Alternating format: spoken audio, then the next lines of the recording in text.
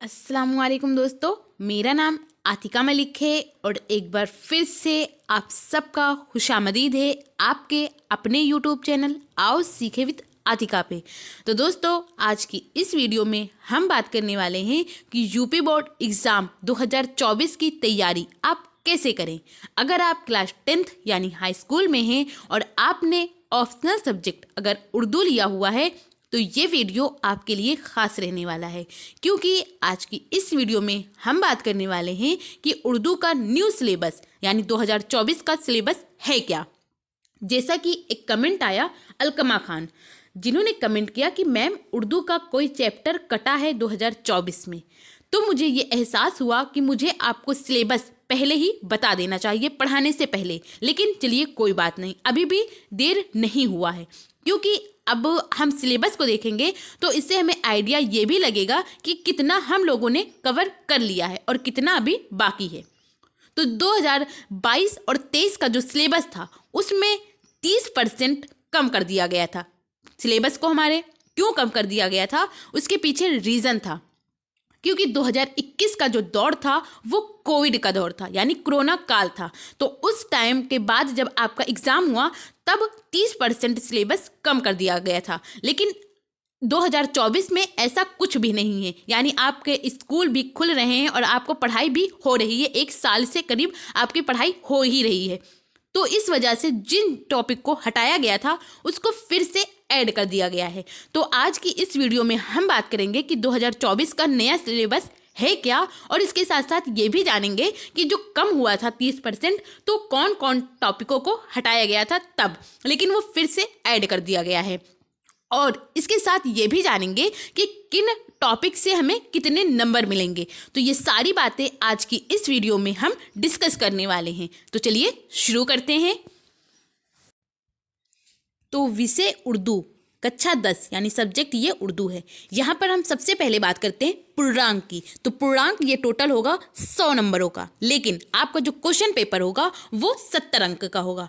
तो उर्दू विषय में 70 अंक का लिखित प्रश्न पत्र होगा तथा 30 अंक का आंतरिक मूल्यांकन विद्यालय स्तर पर किया जाएगा। यानी आप पूरे साल स्कूल में कैसे थे उस बेस पर आपको ये 30 नंबर मिलेंगे। आप पढ़ाई में कैसे थे, आप जो टेस्ट वगैरह होते थे उनमें आप कैसे लिखते थे, उसी परफॉर्मेंस को देखते हुए आपके ये 30 नंबर मिलेंगे।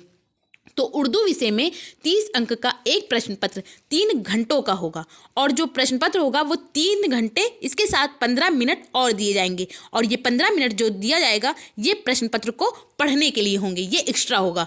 यानी आप पहले क्वेश्चन को अच्छे से पढ़िए, उसके बाद उसको सॉल्व करिए। और ये जो क्वेश्चन पेपर होगा ये 2 हिस्सों में बटा होगा। खंड आ यानी हिस्सा अलिफ, तो यहाँ पर बताया गया है ये पूर्णांक 35 होगा, लेकिन ऐसा नहीं होगा। ये पिछली बार भी यही बताया गया था कि पूर्णांक 35 होगा, लेकिन ये पूर्णांक 35 ना होकर हिस्सा अलिफ जो होगा ये 20 नंबरों का होगा।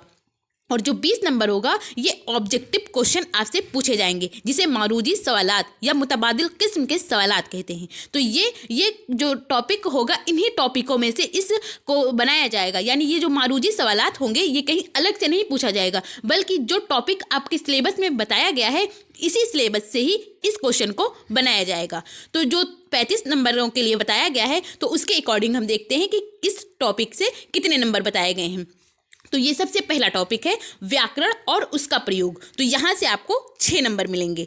तो इसमें है कि व्याकरण के केवल उन्हीं तत्वों पर बल दिया जाएगा जो भाषा के प्रयोगात्मक ज्ञान और उसके लेखन एवं संभाषण पर आधारित हो। व्याकरण का अध्ययन एक विषय के रूप में अनिवार्य नहीं है, परंतु छात्रों को कक्षा में पढ़ाते समय भाषा में व्याकरण के महत्व तथा वाक्य प्रयोग पर अधिक बल दिया जाए। साथ ही छात्रों का वाक्य विन्यास तथा दूसरी प्रचलित क्षेत्रीय भाषा में अनुवाद करने का अभ्यास कराना चाहिए।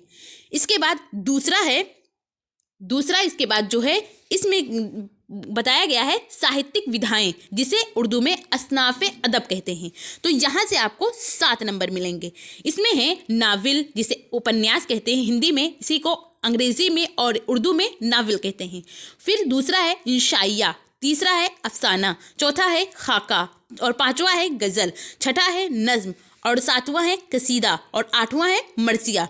लेकिन 2022 और 23 का जो सिलेबस था उसमें ये कसीदा और मरसिया नहीं था, तो ये इसको फिर से लाया गया है, फिर से ऐड किया गया है, क्योंकि इसको 30% जब कम किया गया था सिलेबस तो उस टाइम कसीदा और मरसिया को हटा दिया गया था आपके सिलेबस से।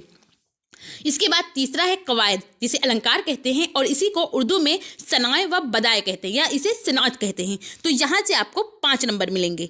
इसमें पूछा जाएगा हुस्न तालिल, मिरातुन नज़ीर, तजाद, तलमीह, लफ व नश्र। ये पिछली बार भी पूछा गया था, लफ व नश्र के लफ्जी माने। तो इन सब के भी आप लफ्जी माने को याद रखिए कि इन सब के हुस्न तालिल, मिरातुन नज़ीर, तजाद, तलमीह, लफ व नश्र, तजनीस, तशबीह और वो इस्तियारा, इन सब को हमने अलग अलग कराया है। अगर आप कहेंगे तो इन सब को एक ही वीडियो में करा देंगे कि आपको और आसान हो जाएगा, सारी चीज़ें एक ही जगह मिल जाएंगी। वैसे मैंने अलग अलग सबको कराया है, उसकी मिसालें भी बताई हैं। इसके बाद चौथा है मुहावरात व जरबुल मिसाल, तो इसके लिए 5 अंक मिलेंगे, ये अभी नहीं कराया है। और फिर इसके बाद है 5वां निबंध लेखन। तो निबंध लेखन जो है यानी जिसे एस्से कहते हैं और इसी को उर्दू में मजमून कहते हैं, तो यहाँ से भी आपको 6 नंबर मिलेंगे। मजमून भी कराया है, कई सारे कराए हैं। और इसके बाद है छठा अपठित, जिसे गैर दरसी नसरी इक्तिबास कहते हैं, उसका खुलासा करना होगा। तो ये हम लोगों ने कल ही पढ़ा था, तो इसके लिए आपको 6 नंबर मिलेंगे और ये जो होता है बड़ा ही आसान होता है। तो इसके बाद हम बात करते हैं खंड बाकी। अब ये खंड आ हो गया, अब हम बात करते हैं खंड बाकी। तो खंड बा, जिसके लिए पूर्णांक 35 बताया गया है, लेकिन वो जो 35 इससे पहले बताया गया है उसका और यहाँ पर दोनों को ऐड कर दिया जाएगा, यानी ये 50 नंबरों के लिए बनाया जाएगा। ये हिस्सा 2 होगा, हिस्सा अव्वल में 20 नंबर के लिए ही पूछा जाएगा, लेकिन जो टॉपिक होगा वो यही टॉपिक होगा और 50 नंबर यहाँ से होंगे। तो ये जो 35 बताया गया है इसके अकॉर्डिंग क्या क्या बताया गया है, तो इसमें बताया गया है निर्धारित पाठ्य पुस्तक गद्यांश, गद्यांश कहते हैं नस्र को। तो इसमें है कि निम्नलिखित गद्य के पाठ अध्ययन के लिए प्रस्तावित है, क्या है ये 10 नंबरों के लिए होगा। तो इसमें कुछ टॉपिक के नाम बताए गए हैं, उसका आपको तशरीह करना होगा सियाक व सबाक के साथ। तो यहाँ पर है पहला सबक है उमराव जान अदा, यहाँ से इक्तिबास दिया जाएगा जिसको लिखने वाले मिर्जा हादी रुसवा हैं। दूसरा है सवेरे जो कल आँख मेरी खुली, ये लिखने वाले पितरस बुखारी हैं। तो और इसके कोई इक्तिबास आपको दिया जाएगा और पूछा जाएगा कि इसका वो तशरीह करिए और सियाक व सबाक भी बताइए। तो सवेरे जो कल आँख मेरी खुली ये भी आपका हटा दिया गया था, 2022 और 23 का जो सिलेबस था उस टाइम इसको हटा दिया गया था पितरस बुखारी को, लेकिन यहाँ पर इसको फिर से ऐड कर दिया गया है पितरस बुखारी को। इसके बाद तीसरा है चारपाई, तो यहाँ पर इक्तिबास आपको दिया जाएगा रशीद अहमद सिद्दीकी की है, ये रशीद अहमद सिद्दीकी ने लिखा है इसको। इसके बाद चौथा है पूरे चांद की रात, तो पूरे चांद की रात इस नस्र को लिखने वाले कौन है, इस अफसाना को, नस्र के अंदर भी ये अफसाना का पार्ट है और अफसाना जो है ये लिखने वाले कृष्णचंद है, कृष्णचंद जिन्हें शहंशाह अफसाना भी कहा जाता है। इसके बाद 5वां है गरम कोट, तो गरम कोट भी आपके सिलेबस से हटा दिया गया था, कब 2022 में, लेकिन इसको फिर से ऐड किया गया है 2024 में। तो गरम कोट इसको लिखने वाले राजेंद्र सिंह बेदी हैं। इसके बाद छठा है अल्ताफ़ हुसैन हाली, अल्ताफ़ हुसैन हाली जो आपका इंशाइया है, खाका है, इंशाइया नहीं बल्कि खाका है, इसको लिखने वाले मौलवी अब्दुल हक हैं। और इसके बाद 7वां है हिंदुस्तानी तहजीब के अनासिर, तो ये बड़ा ही इंपॉर्टेंट है। इसमें ये जो इम्पॉर्टेंट बताए गए हैं 7 टॉपिकों को, लेकिन इन इम्पॉर्टेंट में से भी आप अगर मोस्ट इम्पॉर्टेंट को तैयार करें, क्योंकि टाइम कम है, तो आप उमराव जान अदा का तैयार करें, हिंदुस्तानी तहजीब के अनासिर का तैयार करें और एक और है चारपाई। तो ये जो तीनों हैं, इन तीनों को आप इम्पॉर्टेंट लगा लीजिए और इन्हीं का आप इक्तिबास अच्छे से तैयार करिए, क्योंकि इन्हीं के इक्तिबास को कई बार पूछा गया है आपको, और कभी कभी तो वही दे दिया जाता है इक्तिबास कि आप इसकी तशरीह करिए सयाक और सबाक के साथ। तो ये हुए, और ये कौन इंपॉर्टेंट हुआ, चारपाई हुआ, और एक और है हिंदुस्तानी तहजीब के अनासिर, ये पिछली बार भी यहीं से पूछा गया था, लेकिन अब इस बार तो नहीं पूछा जाएगा, लेकिन अलग जगह से भी पूछा जा सकता है। और तो ये 3 जो हैं ये इंपॉर्टेंट हैं, ये इंपॉर्टेंट में से भी मोस्ट इंपॉर्टेंट है। तो ये 7 बताए गए हैं, लेकिन आप इन तीनों में अगर तैयार कर लेंगे तो काम आपका चल जाएगा। इसके बाद हम अगला बात करते हैं बाकी, तो यहाँ से आपको 4 नंबर मिलेंगे। किसमें से, तो ये होगा गद्य लेखक का जीवन परिचय, जिसे सनाए हयात कहते हैं या हालात ज़िंदगी कहते हैं। गद्य लेखन की विशेषताएं, नस्र निगारी की खूबियाँ तथा शैली, तर्ज निगारिश का ज्ञान, मालूमात फ्राहम करना। तो इसके लिए ये 4 नंबर दिए जाएंगे। इसके बाद अगला है निर्धारित पाठ पुस्तक पद्यांश। पद्यांश कहते हैं नज्म को।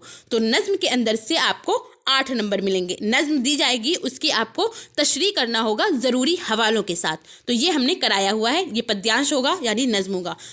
कौन कौन सा होगा इसमें, क्योंकि ये सब गज़लियात, नज़मियात, कसीदा, मरसिया, ये सब नज़्म के ही हिस्सा हैं। अपने अलग अलग खुसूसियात के बिना पर हम इनको ये नाम देते हैं, लेकिन ये नज़्म के फॉर्म में ही लिखे जाते हैं। तो ये गज़ल जो है, ये गज़ल किन किन का आ सकता है, क्योंकि हमारे बुक में तो बहुत सारे गज़ल हैं। तो जो इम्पोर्टेंट हैं वो हैं हाली, इकबाल, हसरत मुहानी, असगर गोंडवी, फ़ानी बदायूनी, जिगर मुरादाबादी, फ़िराक गोरखपुरी, फैज़ अहमद फैज़। तो इन सब का आप शेर को याद करिए और उनको तशरीह ज़रूरी हवालों के साथ आपको पूछा जाएगा।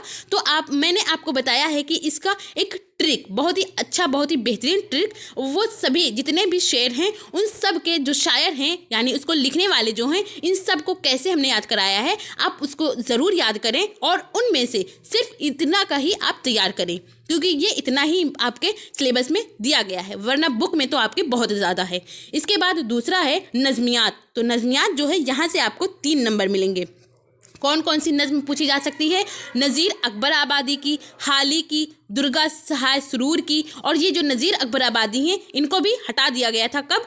तो ये 2022-23 के सिलेबस में, लेकिन इनको फिर से ऐड कर दिया गया है नज़ीर अकबर आबादी को। और चकब्बस्त हैं, इकबाल हैं, मोहम्मद इकबाल जिन्हें कहते हैं, और जोश मलिहाबादी हैं, अख्तरुल ईमान हैं। अख्तरुल ईमान को भी हटा दिया गया था, तो इनको फिर से लाया गया है। और अली सरदार जाफरी, ये इन लोगों का आपको नज़्म को तैयार करना है, क्योंकि नज़्म में भी आपको ज़रूरी तशरीह करना होगा ज़रूरी हवालों के साथ। इसके बाद कसीदा। तो कसीदा को भी हटा दिया गया था और इस बार इसको 2 नंबरों के लिए पूछा जाएगा, फिर से पूछा जाएगा। और कसीदा किसने लिखा है? तो ये मोहम्मद रफ़ी सौदा ने लिखा है। इसके बाद मरसिया को भी हटा दिया गया था, तो इसको भी इस बार लाया गया है 2 नंबरों के लिए। मरसिया जो है मीर अनीस ने जो लिखा है उसको आपसे पूछा जा सकता है। इसके बाद उर्दू शोरा, जो पाठ पुस्तक पर निर्धारित है यानी जो आपके बुक में हैं, उनकी सवाहने हयात, यानी आपको शायर की हालात ज़िंदगी और अदीब, इन दोनों की हालात ज़िंदगी 2-2 याद करनी है, क्योंकि इन दोनों की हालात ज़िंदगी आपसे पूछी जा सकती है। और पहले तो अलग अलग पूछा जाता था कि किसी शायर के हालात ज़िंदगी आप बयान कीजिए, तो आपके लिए उसको 4 नंबर मिलते थे। लेकिन इस बार ऐसा पिछली बार ही किया गया है, तो इस बार भी उसी के अकॉर्डिंग हम कह सकते हैं कि शायर और अदीब दोनों को एक ही में पूछा जाएगा। 2 शायर का नाम होगा, 2 अदीब का नाम होगा, लेकिन आपको किसी एक को करना होगा। तो उसके लिए आपको 6 नंबर मिलेंगे इस बार। यहाँ पर तो 3 दिया हुआ है, लेकिन आप उसको याद करिए, क्योंकि ये सिलेबस में आप देखेंगे सब अलग अलग जगह पर इससे पहले भी दिया गया है और यहाँ पर भी दिया गया है, लेकिन इन दोनों को मिलाकर ही एक ही क्वेश्चन बनाया जाएगा। तो ये 6 नंबरों के लिए होगा। इसके बाद उर्दू ज़बान व अदब के इर्तिका, इसके लिए 3 नंबर बताया गया है। तो ये आपके टोटल 70 नंबर हो जाएंगे। लेकिन कैसे होंगे? तो जैसे मैंने बताया है वैसा होगा, यानी 20 नंबर के लिए ऑब्जेक्टिव क्वेश्चन और फिर 50 नंबर के लिए आपको ये लिखने वाला होगा। तो ये टोटल ये भी 70 हो जाएगा, यानी ये खंड आ होगा और ये खंड बा होगा। इसके बाद हम बात करते हैं शैक्षिक सत्र जो है 2023-24 का आंतरिक मूल्यांकन कैसे होगा, उसका नंबर भी यहाँ पर दिया गया है। तो प्रथम आंतरिक मूल्यांकन परीक्षा यानी मौखिक अभिव्यक्ति आधारित जो परीक्षा है, ये अगस्त माह में ये 10 नंबर इसके लिए होगा। और फिर दूसरा है द्वितीय आंतरिक मूल्यांकन परीक्षा रचनात्मक लेखन आधारित परीक्षा, ये दिसंबर माह में होना था, यानी हो चुका होगा, क्योंकि ये अगस्त का भी हो गया होगा और ये क्योंकि अब आपका एग्ज़ाम आने ही वाला है, तो ये 10 नंबर वहाँ से ऐड होंगे और 10 नंबर यहाँ। फिर इसके बाद 4 मासिक परीक्षाएं, कौन कौन सी? तो प्रथम मासिक परीक्षा बहुविकल्पीय प्रश्न जो MCQ बेस होते हैं, ये मई में होने थे। और फिर दूसरा जो था ये वर्णनात्मक प्रश्नों के आधार पर, तो ये जुलाई के माह में, यानी जो आपके स्कूलों में जो आपके टेस्ट हुए हैं, जो आपने एग्ज़ाम से पहले और बहुत सारे टेस्ट आपके टीचर्स लेते थे, तो वो उन सारे नंबरों को यहाँ पर जोड़कर ही ये कितने 30 नंबर बनाए जाएंगे। तो ये आपके स्कूल की तरफ से आपको दिया जाएगा, लेकिन 70 नंबर का आपका एग्ज़ाम होगा। तो इस तरह आज हम लोगों ने जाना कि जो उर्दू का न्यू सिलेबस है 2024 का, वो क्या है। आई होप आपको ये चीज़ें पसंद आई हो और आपके लिए ये वीडियो यूज़फुल हो। अगर पसंद आई हो तो आप इसे लाइक करिए और अगर चैनल पर पहली बार आए हैं तो चैनल को सब्सक्राइब करके बेल आइकन को ज़रूर प्रेस कर लें। और जो भी दोस्त आपके हाई स्कूल में हैं और उन्होंने ऑप्शनल सब्जेक्ट अगर उर्दू लिया हुआ है तो उन तक इसको शेयर कीजिए। और अगर आप इस PDF को लेना चाहते हैं इस सिलेबस के तो आप मेरे टेलीग्राम चैनल से भी जुड़ सकते हैं जिसका नाम आओ सीखें विद आतिका है और इसका लिंक आपको डिस्क्रिप्शन में भी मिल जाएगा, तो आप वहां से डायरेक्ट ज्वाइन कर इस PDF को बिल्कुल फ्री ले सकते हैं। आओ सीखें विद आतिका, ये विथ जो है ये बड़े अक्षर से होगा और इसके बाद ए और के, ए के बाद डैश दीजिए फिर के। तो ये लिंक आपको डिस्क्रिप्शन में भी मिल जाएगा, तो आप वहां से डायरेक्ट ज्वाइन कर इस PDF को बिल्कुल फ्री ले सकते हैं। और आपको ये वीडियो कैसी लगी अपना फीडबैक हमें कमेंट के ज़रिए ज़रूर बताइए। थैंक यू, हमेशा खुश रहिए।